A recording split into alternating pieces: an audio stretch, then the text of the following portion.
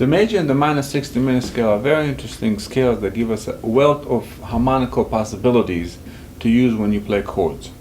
They were discovered by Barry Harris, the great piano player and educator, and developed by him, and he provided us with many different varieties of how to use them. And incorporating them into your repertoire could really help you add a lot of colors to a chord or to a chord progression. The major and the minor 6th diminished scale are basically a combination of a 6th chord and a diminished chord. Let's look at the C major 6th diminished scale. You would have the C6, C, E, G, and A. That's the C6 chord. And then you would combine it with the D diminished. The D diminished is the diminished that goes with G7 flat 9 that we discussed in previous segments. It's the diminished that goes with the dominant of C major. So it's the diminished that would lead you into C major or C minor. Let's look at the D diminished. D, F, A flat, and B. So you have the 4 notes of the C6 and the 4 notes of the D diminished. Together, they give you the major 6th diminished scale. And if we were playing minor 6th diminished scale, all you have to do is change the E to an E flat, so you get a C minor. So this scale has 8 notes. 1, 2, 3, 4, 5, 6, 7, 8. And what's unique about it is that between the 5 and the 6 of the scale, the G and the A in the case of C, you have an A flat. So all the notes here are the same as the C major scale. C, D, E, F, G, A, B, with the addition of the A flat. So there's a half step between the 5 and the 6, a chromatic passage between the 5 and the 6. That's what distinguishes this scale. Adding this note gives you the D diminished. Without this note, you wouldn't be able to play the D diminished. So that gives you the color and it gives you the ability to move from one chord to the next. Let's play in drop 2 formation, and we'll talk about the structure of it later, the C6 diminished scale. And here's what it sounds like.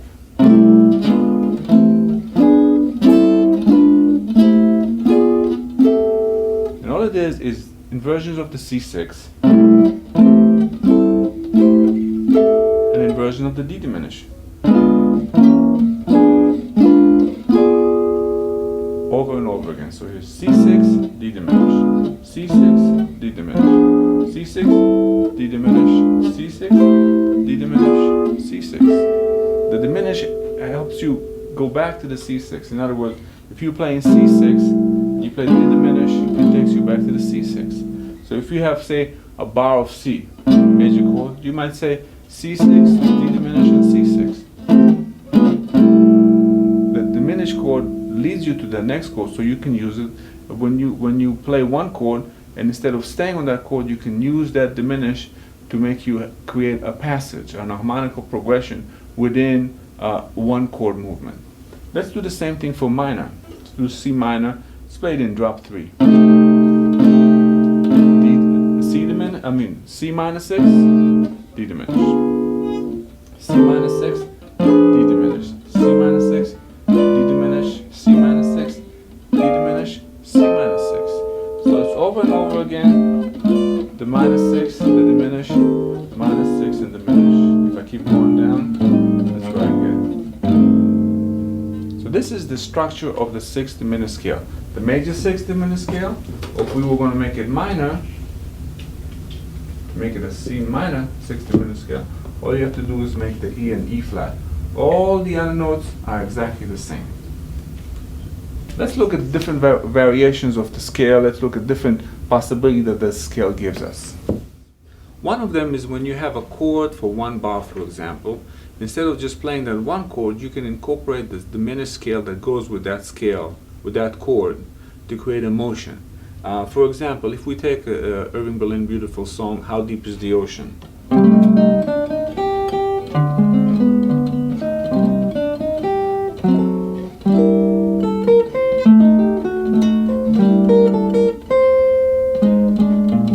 So, going back to the beginning of the song, it starts on C minor, and you have a bar of C minor. You can just play the C minor for one bar, and then go to the D half diminished to the G7. That's how the song is.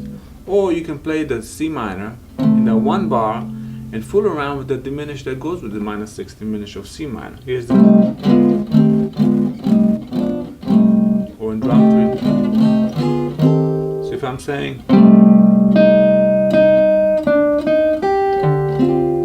now let's do that with incorporating the 6th diminished scale.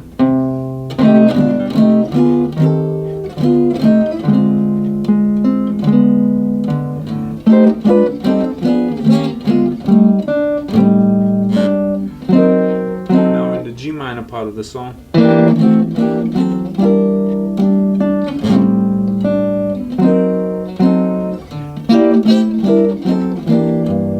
So every time I had one bar of a chord, like the C minor, instead of just playing the C minor 6, I incorporated the diminished that goes with C minor 6. Or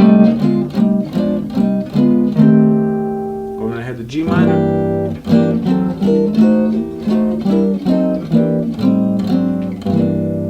that gave me the possibility of not staying on one chord but moving around with that chord. That's one thing that the scale gives you.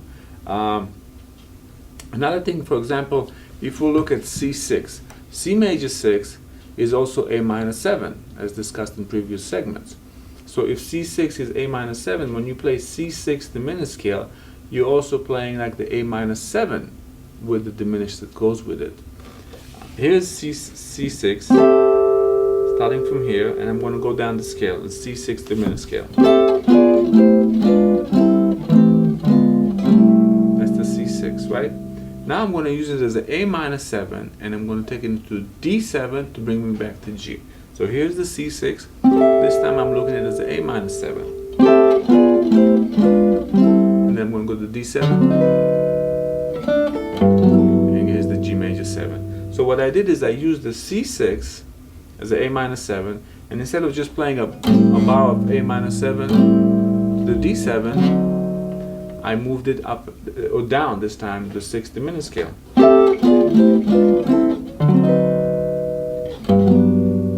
Now you can practice that, say down in whole step. If I'm doing the C minor 6, C6 to the diminished scale, to the D7. Now I'll do the E flat, the B flat 6, the B flat 6, which is G minor 7. Now I'll do the A flat 6, which is F minor 7. And then I'm in E flat major. So I played a chord progression that was A minor 7 to D7, G minor 7 to C7, F minor 7 to B flat 7 to E flat major. But for each one of those minor, I looked at them as a 6th scale, as a 6th chord, and I played the 6th diminished scale. This will be in the music that is included in this DVD, so you can review it this way also. Here it is again. In a comfortable